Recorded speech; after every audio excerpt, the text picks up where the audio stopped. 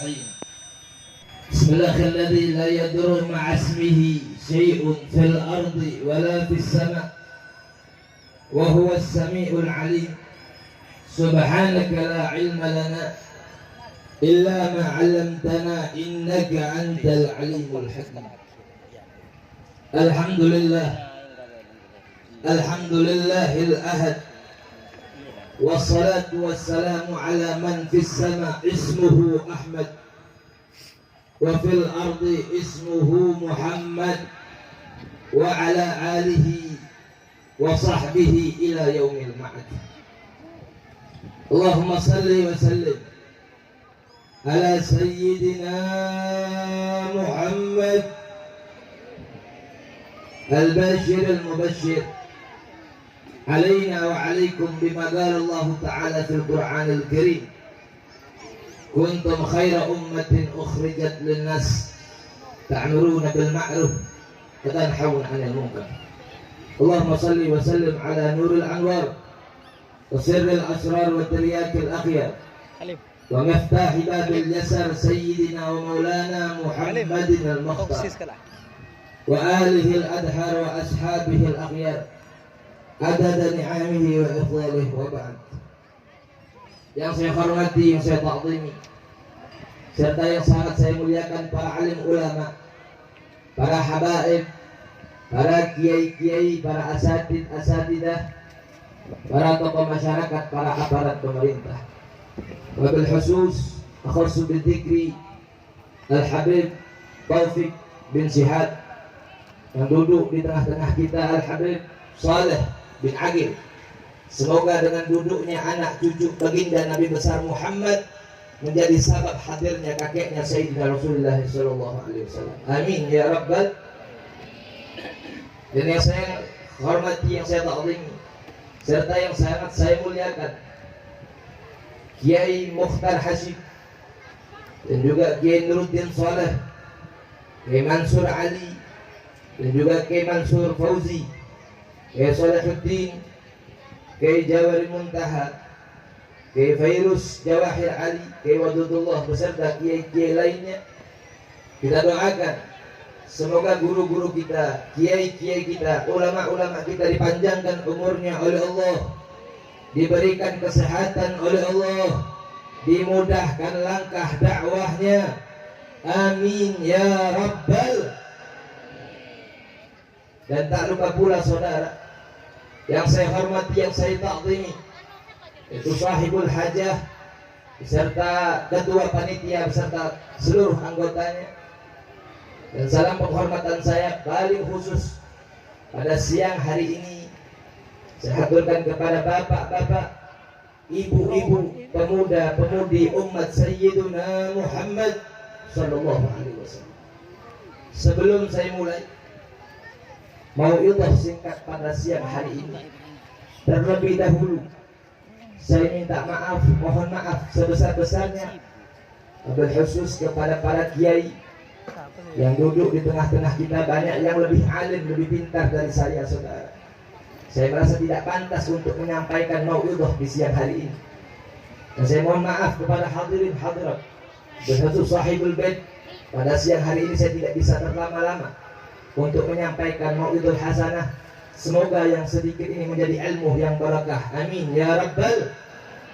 Saudara-saudara yang dimuliakan Allah, mari kita panjatkan puja dan puji syukur kita kepada Allah Subhanahu wa ta'ala, karena Dialah Allah Zat yang maha besar di atas segala sesuatu yang besar. Yang besar selain Allah seluruhnya kecil. Dialah Allah Subhanahu wa ta'ala Zat yang maha kaya, Zat yang maha mempunyai di atas segala sesuatu yang kaya. Yang kaya selain Allah seluruhnya miskin, seluruhnya tidak mempunyai apa-apa saudara. Dialah Allah Subhanahu wa ta'ala Zat yang maha berilmu, Zat yang maha berbijaksana, Zat yang maha kuat, yang berilmu, yang bijaksana, yang kuat selain Allah seluruhnya bodoh, seluruhnya lemah saudara.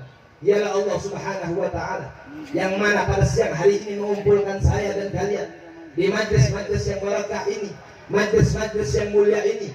Allah memandang kita pada siang hari ini dengan pandangan rahmat. Allah memandang kita pada siang hari ini dengan pandangan kasih sayang. Allah memandang kita pada siang hari ini dengan pandangan maghfirah. Allah memandang kita pada siang hari ini dengan pandangan pengampunan. Kenapa? Karena saya mendapatkan keberkahan dan kemuliaan daripada majlis-majlis Rasulullah SAW. Saudara-saudara, kita duduk pada siang hari ini dalam acara Walimatul Urus, acara pernikahan. Dari nikahnya saudara Khatibul Umam beserta istrinya. Kita doakan semoga mempelai pria dan mempelai wanita diberikan keluarga yang sakinah, mawaddah, warahmah oleh Allah Subhanahu wa taala. Amin ya rabbal.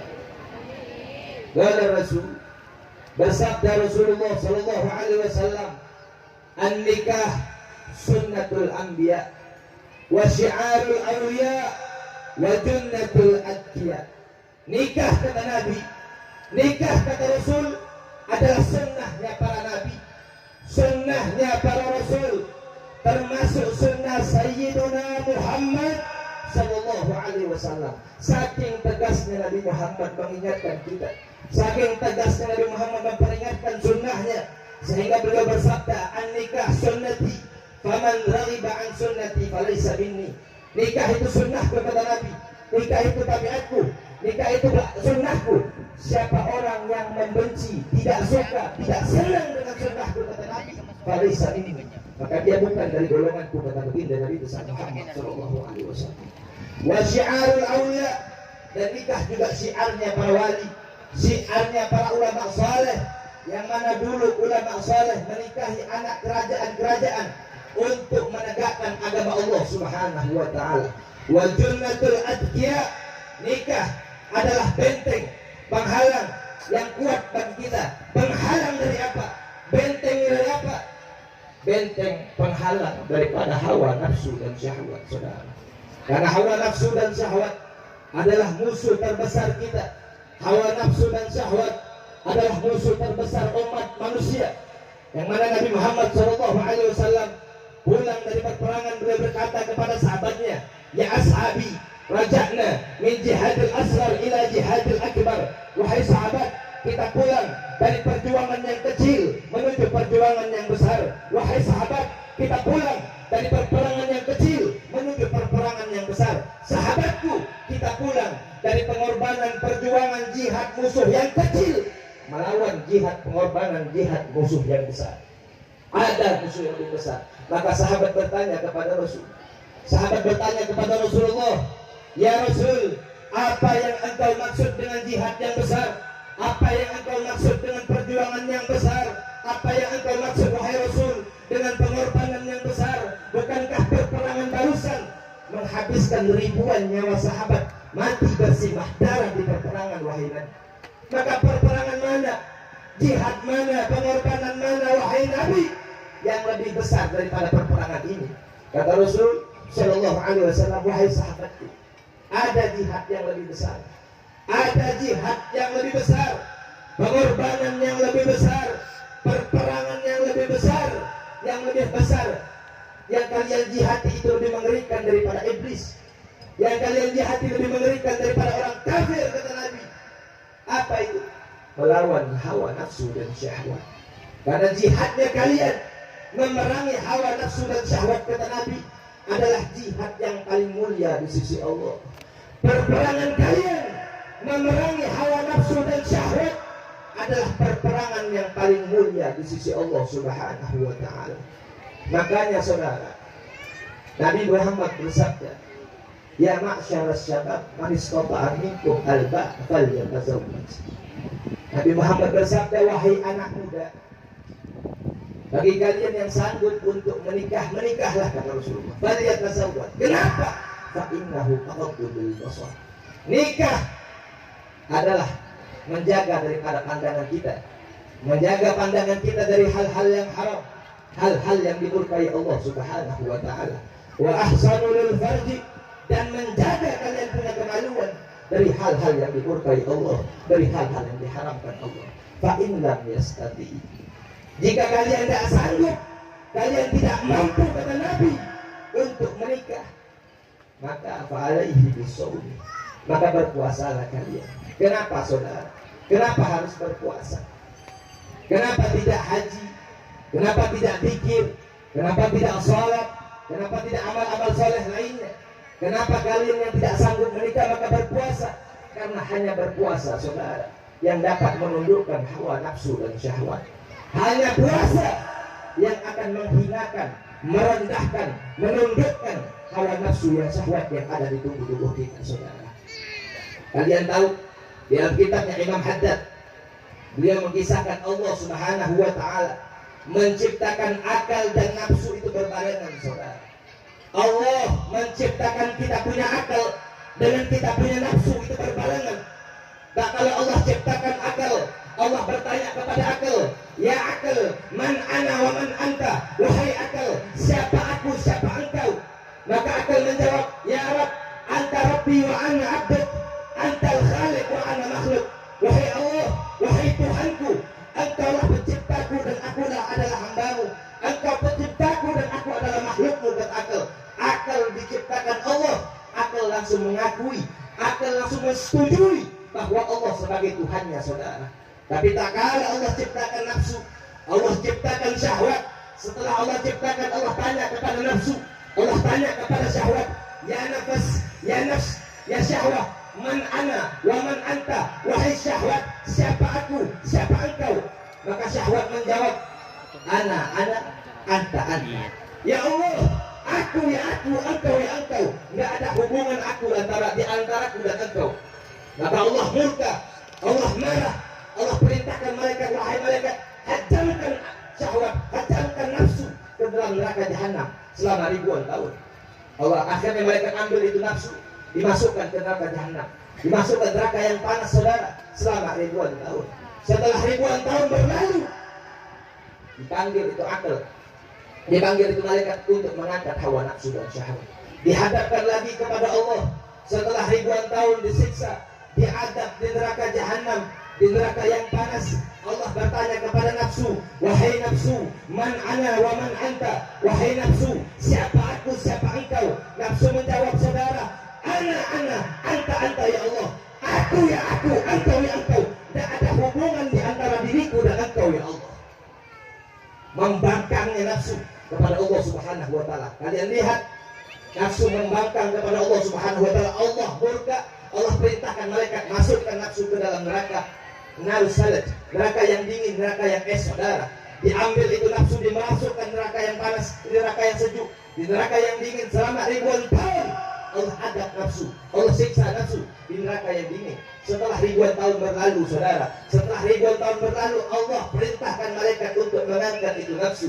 Allah katakan kepada nafsu, wahai nafsu, engkau kuadab di ribuan tahun di neraka yang panas, dan sekarang ribuan tahun di neraka yang dingin. Aku bertanya kepada engkau, man ana wa man anta, siapa aku wahai nafsu, siapa engkau? Nafsu menjawab, ana, anta. Aku ya aku, engkau ya engkau ya Allah. Tidak ada hubungan antara aku dan engkau ya Allah. Tidak ada kaitan di antara aku dan engkau ya Allah. Luar biasanya nafsu membangkang, saudara. Akhirnya apa? Allah masukkan nafsu ke neraka yang lapar. Baru berapa saat di neraka yang lapar, nafsu berkata, ya Rabb, kafa ya Allah, cukup wahai Allah, cukup wahai Tuhanku. Ashhadu annaka Rabbi wa ana abduk, ashhadu annaka khaliq wa ana makhluk. Wahai Allah, aku bersaksi engkau Tuhanku dan akulah hambamu. Aku bersaksi wahai Allah, engkau penciptaku dan akulah adalah makhluk yang engkau ciptakan, kata nafsu. Baru berapa tahun Allah angkat, baru berapa saat Allah angkat dari neraka yang lapar, neraka yang tidak ada makanan, tidak ada minuman di dalamnya. Akhirnya sampai di hadapan Allah, nafsu berkata kepada Allah Subhanahu wa Ta'ala, ya Rabb, wahai Tuhanku ya Allah, ribuan tahun kau siksa aku, kau adab aku di neraka yang panas, di neraka jahanam. Ribuan tahun kau siksa aku di neraka yang dingin. Sedikit pun tidak merubah keyakinanku ya Allah. Tapi ini neraka yang membuat aku panas, yang membuat aku lapar, yang membuat aku haus. Aku tidak mampu ya Allah, aku tidak sanggup. Hawa nafsu, saudara, tidak akan pernah tunduk, tidak akan pernah menghinakan dirinya, kecuali kalian menghinakan dia dengan menahan rasa lapar.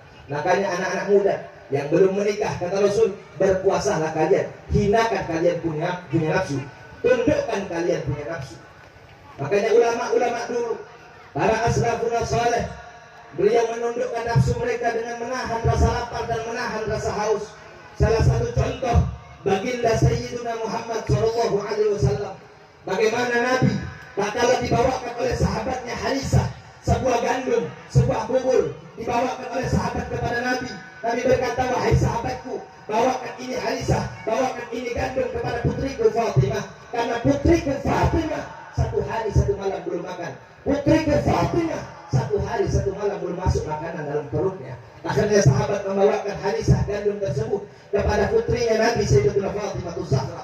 Dibawakan kepada Fatimah, sampai di Fatimah, Fatimah mengatakan, wahai sahabat, bawa ini Harisah, bawa ini gandum kepada ayahku Muhammad, karena ayahku Muhammad sudah 3 hari 3 malam tidak makan sama sekali. Ayahku Muhammad perutnya kosong selama 3 hari. Beliau mengganjal batu dengan perutnya dengan batu. Begitulah Rasulullah SAW dalam menghinakan hawa nafsu dan syahwat, saudara. Sampai beliau wafat, sampai beliau meninggal, saudara, Sayyidatuna Aisyah berkata, ya man kharaja minad dunya walam yashba' batnahu walau bihabzis sa'id. Wahai zat, wahai insan yang keluar daripada dunia, yang meninggalkan dunia, walam yashba' batnahu walau bihabzis sa'id, yang tidak terisi sedikit pun perutnya, walaupun hanya sekedar sepotong roti, kata Sayyidatuna Aisyah. Rasulullah meninggal dalam keadaan lapar. Rasulullah meninggal dalam keadaan perutnya kosong, saudara. Pada suatu saat Salman mengadu kepada baginda Nabi besar Muhammad karena manjaknya Salman kepada Rasul. Dia bekerja dari pagi sampai malam tidak mendapatkan makanan. Akhirnya Salman mengadu kepada Rasul, ya Rasulullah, aku bekerja dari pagi sampai malam tidak mendapatkan makanan dan minuman. Aku bekerja dari pagi, aku tidak menemukan sedikit pun makanan, wahai Nabi. Nabi kasihan, Nabi iba kepada Salman. Dipeluk oleh baginda Nabi besar Muhammad.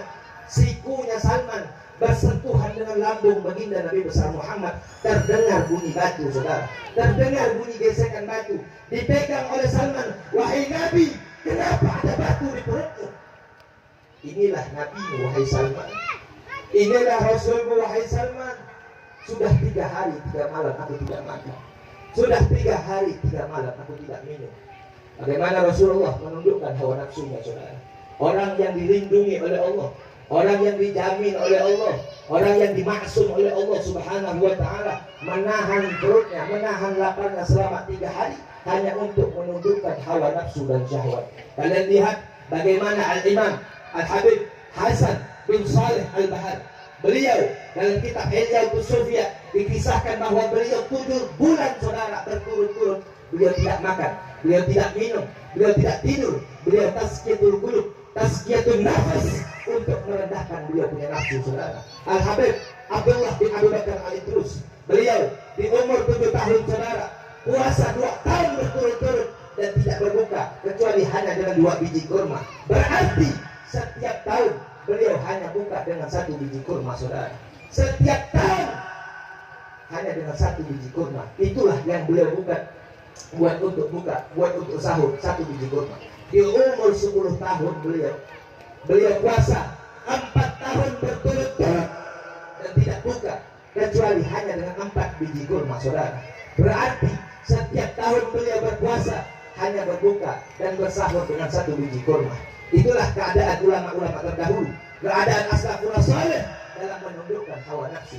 Hawa nafsu tidak akan pernah tunduk kecuali kalian menahan mereka dengan rasa lapar, dengan rasa haus. An-nafsu katifli in tuhmilhu syubba'ala takbir radha wa in tuhtimhu yanfadini. Nafsu itu bagaikan bayi yang menyusui, saudara. Kalian sebagai ibunya, kalian sebagai orang tuanya, jika kalian tidak tahan itu orang bayi, tidak sapi itu bayi, maka bayi tersebut akan nyusu sampai kapanpun, saudara. Maka tahan mereka, jangan kalian turuti kalian punya nafsu, karena nafsu, kata Habib Abdullah bin Alul Haddad, wallahi, demi Allah, inna nafsa la'ammaratu bisu. Nafsu akan membawa kalian ke jalan kejelekan. Nafsu akan membawa kalian ke jalan kesesatan. Makanya ulama berkata, "Berubah liman kana akluhu amila wa hawahu asira.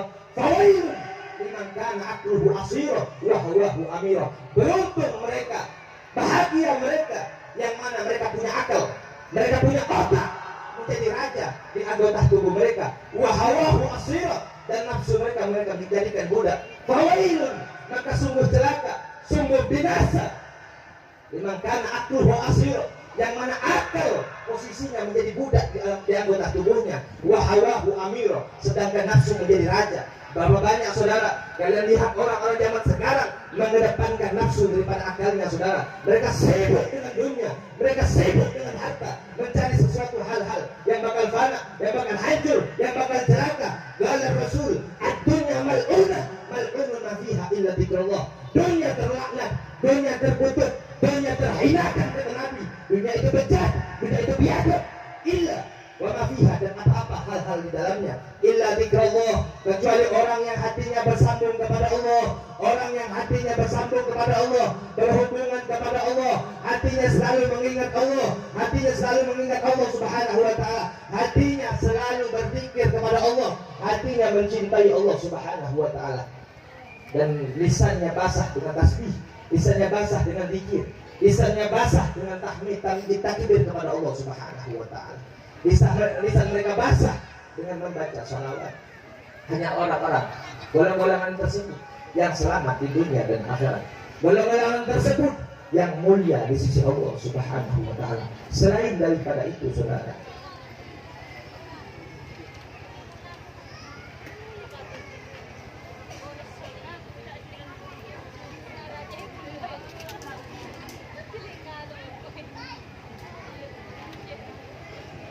Allahumma shalli ala Muhammad.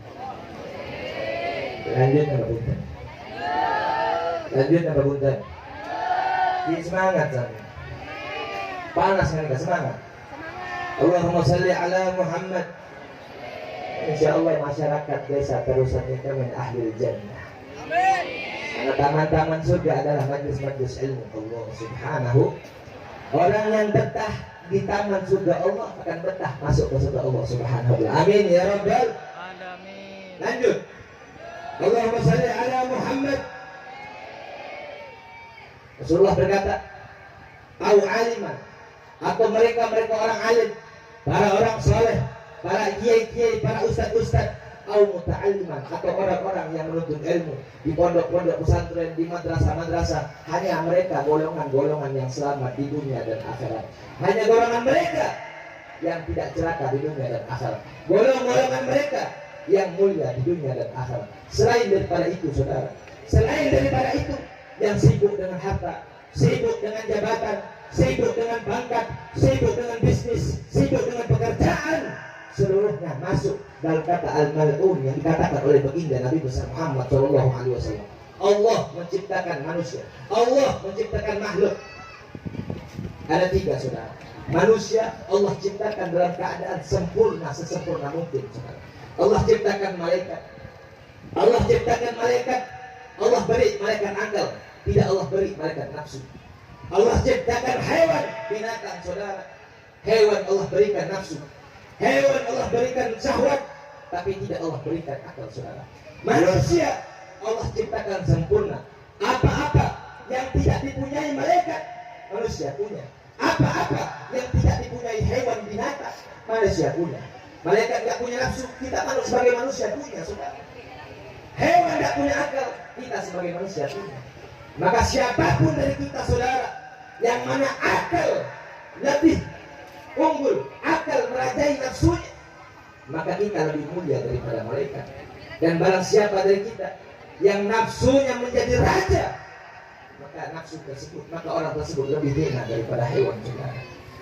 Saudara-saudara yang dimuliakan Allah Subhanahu wa ta'ala, maka jaga kalian punya nafsu, jaga kalian punya syahwat.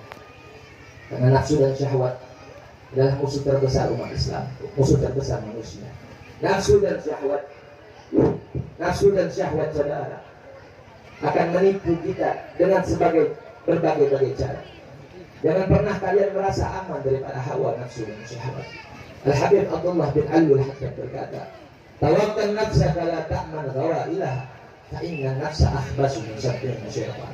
Jangan pernah kau merasa aman Jangan pernah kau merasa selamat daripada hawa nafsu dan syahwat. Inna nasa, karena sesungguhnya nafsu dan syahwat akhbasu min sab'in min syaitan, lebih bejat, lebih jelek, lebih hina daripada 70 syaitan. Saudara-saudara yang dimuliakan Allah Subhanahu wa taala, kita doakan semoga mempelai pria dan wanita diberikan sabar, sakinah, mawaddah, warahmah, diberikan keturunan saleh-salehah, keturunan yang baik, keturunan alim, saudara, keturunan yang membawa selamat dunia dan akhirat. Amin ya rabbal alamin. Sampai sini yang saya dapat sampaikan, kurang lebihnya saya mohon maaf. Al-qawlu ilaikum bi tahiyyati islamiyah. Assalamualaikum warahmatullahi wabarakatuh. Tergali.